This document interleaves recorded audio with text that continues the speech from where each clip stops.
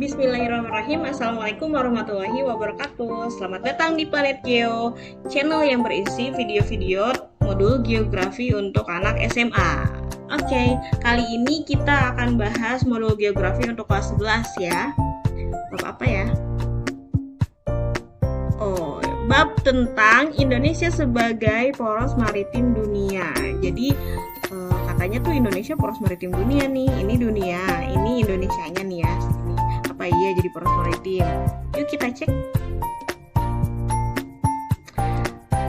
Yang pertama yang akan kamu pelajari dari modul ini adalah letak wilayah Indonesia, luas wilayah Indonesia, dan batas wilayah Indonesia. Jadi nanti kalian akan tahu tentang letak, luas, batas wilayah Indonesia dari penjelasan kali ini. Yang pertama, letak wilayah Indonesia. Letaknya itu sebetulnya dibagi menjadi 3 sudut pandang, yaitu secara astronomis, secara geografis, dan juga secara geologis. Wah, apa aja ya? Maksudnya bedanya apa nih secara 3 sudut pandang tersebut?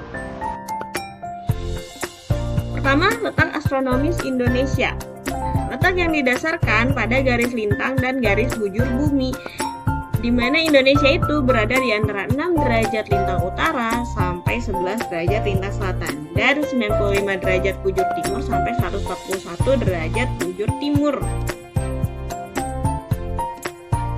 Nih, ini letak Indonesia 6 derajat lintang utara, ini di 6 derajat nih, yang paling utaranya ada di 6 derajat, lalu sampai 11 derajat lintang selatan. Garis lintang itu garis yang secara horizontal ya, menyamping. Ini garis-garis lintang. Lalu ada garis bujur, itu garis secara vertikal nih, dari 95, ini kan 100, ini 95, ini paling baratnya itu adalah Pulau W, dan sampai ke 141 ini garisnya, ini di daerah Merauke. Oke, itu untuk letak astronomis Indonesia yang berdasarkan pada garis lintang dan garis bujur. Lalu yang kedua, letak geografis Indonesia. Kalau letak geografis itu dari posisi ya, posisi Indonesia itu ada di sebelah mana sih gitu. Jadi Indonesia itu berada di posisi silang antara 2 benua dan 2 samudra.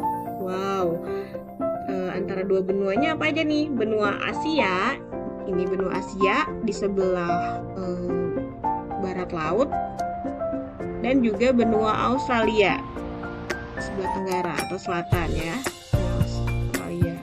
Dan samudra, 2 samudra, yaitu Samudra Pasifik dan juga Samudra Hindia. Jadi kalau misalkan ditarik garis tuh dia akan membentuk cross atau silang nih, Asia ke Australia di sisi satu dan Samudra Hindia ke Samudra Pasifik, dia akan silang ya. Posisinya seperti ini. Kalau di zoom out itu, ini kan posisi dunia nih, dia ada di 2 benua yang aslinya ini dan yang Australia, lalu 2 samudra di sini, dan Samudra Hindia dan Pasifik. Kalau misalkan digeser itu sebelah baratnya lagi kan ada benua Amerika ya di sini ya. Jadi kalau misalkan ada dari Amerika ingin menjelajah, itu biasanya memang melewati laut-laut di Indonesia. Begitupun yang di Asia mau ke Australia itu akan melewati wilayah Indonesia, dan negara lainnya juga akan melewati. Jadi posisinya itu strategis, berada di posisi silang 2 benua dan 2 samudra. Nah, yang ketiga adalah letak geologis Indonesia. Indonesia berada di antara 2 jalur gunung api, yaitu kalau jalur gunung api itu biasa disebut dengan sirkum. Ada 2 sirkum nih, sirkum Pasifik dan sirkum Mediterania. Nah, yang pertama itu sirkum Mediterania, di mana dari mulai ini pegunungan Alpen yang ada di Eropa, ini yang garis kuning nih, pegunungan Alpen, lalu lanjut ke menyusuri Asia dan masuk ke Pulau Sumatera, itu kan di Pulau Sumatera ada Bukit Barisan itu, lalu ke Pulau Jawa, ke Bali, Nusa Tenggara, dan berakhir di Maluku. Oke, itu untuk sirkum Mediterania. Dan untuk sirkum Pasifik itu awalnya dari benua Amerika nih, dari benua Amerika lanjut ke Jepang nih, ke Jepang dan ke Filipina, lalu masuk ke Indonesianya itu dari Halmahera Utara. Di Halmahera Utara itu di Maluku Utara, lanjut ke sebagian Maluku lagi, dan di Indonesia itu masuk ke Papua dan berakhir di Papua Nugini. Ini jalurnya ya. Jadi ada 2 jalur nih, ada Mediterania yang warna kuning dan ada Pasifik yang berwarna biru.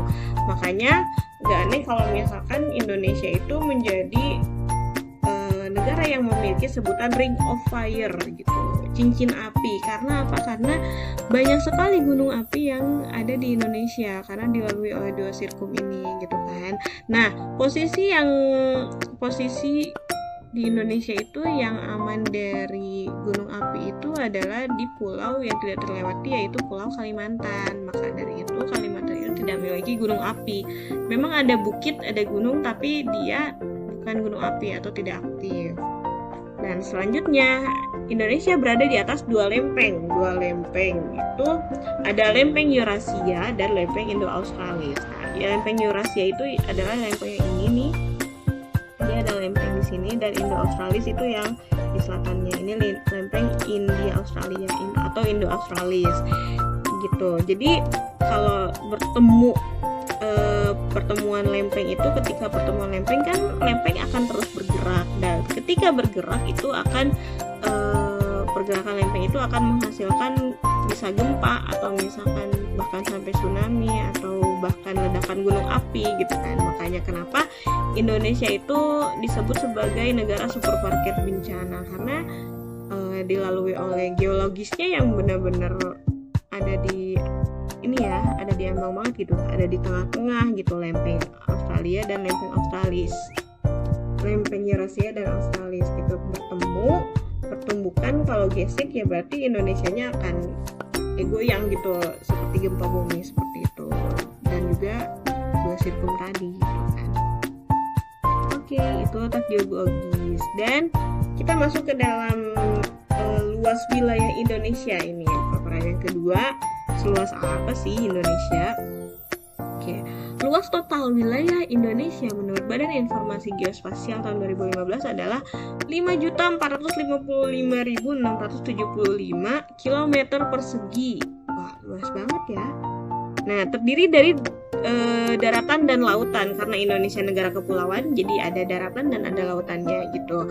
Seluas 1910.931 km persegi untuk daratan dan 3.544.744 km persegi untuk luas lautan. Tadi itu 1.910 bukan 1.900. Oke. Itu untuk daratan dan lautannya terbilang cukup jauh ya luasnya gitu. Jadi di Indonesia itu lebih luas untuk lautannya dibandingkan dengan daratannya, karena memang tadi negara kepulauan, jadi disambungkan dengan laut-laut yang luas gitu, sampai mungkin bisa mencapai 60% atau 2 kali lipatnya gitu ya luas lautannya. Oke.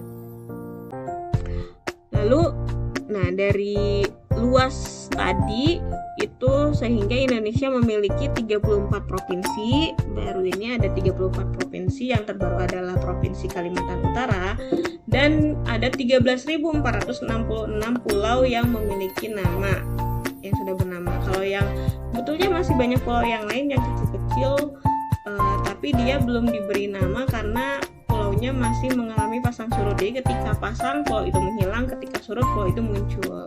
Jadi yang sudah dikasih nama ada 13.466 dan ada 99.093 km garis pantainya. Jadi Indonesia termasuk negara yang garis pantainya terpanjang di dunia gitu, salah satunya. Ada yang lebih lagi, tapi Indonesia pun masuk ke dalam beberapa negara yang memang paling panjang gitu untuk garis pantainya. Oke, untuk bahasan yang ketiga ini kita akan bahas mengenai batas wilayah Indonesia. Nah, Indonesia itu berbatasan dengan 10 negara loh, gitu. Banyak banget ya tetangganya ya.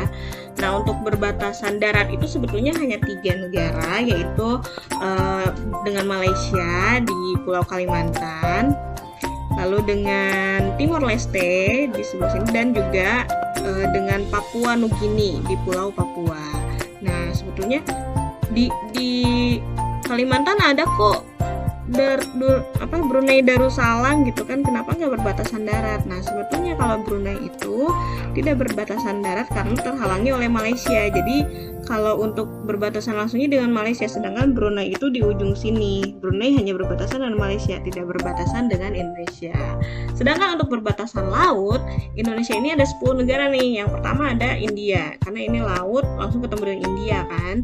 Lalu yang kedua ada Thailand di sini, dan lalu Malaysia di sebelah sini, dan ada Singapura.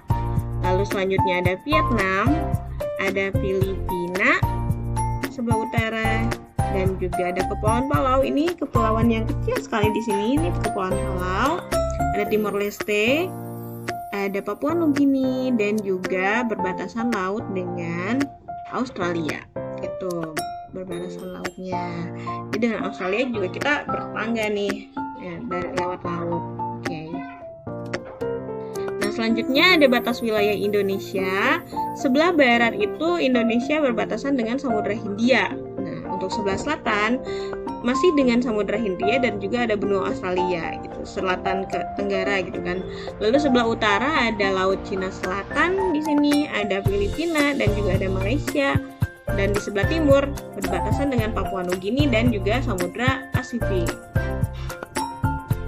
Nah, untuk laut itu ada 3 jenis batas nih. Ada batas laut teritorial, ada batas landas kontinen, dan juga batas zona ekonomi eksklusif atau biasa disebut dengan ZEE. Untuk pertama, batas laut teritorial itu dicirikan dengan warna biru ini ya, yaitu garis batas laut yang ditarik dari garis pantai terluar sejauh 12 mil ke arah laut lepas. Jadi lihat dulu nih garis pantainya itu sebelah mana. Ini misalkan di Sulawesi nih ditarik 12 mil ke laut luar. Nah, itu adalah batas teritorial. 12 mil dari sini, 12 mil dari Sumatera, 12 mil nih dari pulau-pulau kecilnya, dari Papua juga 12 mil. Nah, itu untuk zona teritorial itu untuk NKRI. Jadi keamanan Indonesia atau TNI Angkatan Laut itu bekerjanya di zona teritorial. Jadi ketika ada warga asing mau masuk ke zona teritorial itu wajib untuk lapor terlebih dahulu ke pihak Indonesia gitu kan. Nah, yang kedua ada batas landas kontinen, yaitu batas daratan yang memiliki kedalaman kurang dari 200 meter di bawah permukaan laut. Jadi ketika ada di sini udah ada masuk pantai, tapi kan itu masih ada daratannya. Nah, kalau masih dalam 200 meter dia masuk ke dalam masih landas kontinen Indonesia. Tapi kalau sudah lebih dalam dari itu berarti sudah bukan kontinen Indonesia lagi. Seperti ini kan di Samudra Hindia karena dia dalam jadi sudah tidak ada landas kontinennya, langsung laut dalam. Sedangkan dicirikannya landas kontinen itu adalah warna merah nih. Jadi sebelah sini masih kedalamannya kurang dari 200 meter. Untuk yang ketiga, batas zona ekonomi eksklusif itu yaitu wilayah laut sejauh 200 mil dari pulau terluar saat air surut. Kalau tadi teritorial 12 mil, kalau ini ZEE ini 200 mil ya, lebih luas lagi gitu dari pulau terluar atau garis pantai. Nah, fungsinya apa? Fungsinya itu untuk mengeksplor seluruh sumber daya alam. Jadi sejauh 200 mil ini ditarik garis, ini dicirikan dengan yang warna hijau, semuanya ada ZEE.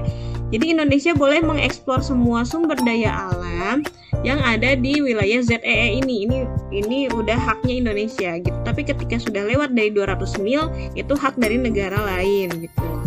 Nah, tapi gimana nih kasusnya untuk yang di sini kan ada dengan Thailand, dengan Malaysia ini tidak 200 mil nih, tapi cuma sedikit. Nah, cara menghitungnya adalah ditarik garis dari masing-masing garis pantai dua negara lalu dibagi dua. Contohnya jika panjang panjang lautan masing-masing negara itu jaraknya itu adalah 50 mil, berarti dibagi dua nih, 25 mil untuk Indonesia dan 25 mil untuk Thailand misalkan gitu. Begitupun untuk dengan Malaysia ini kalau lebih kecil ya berarti tetap dibagi dua gitu cara menghitungnya untuk zona ekonomi eksklusif. Oke. Nah, segitu aja penjelasan di modul ini.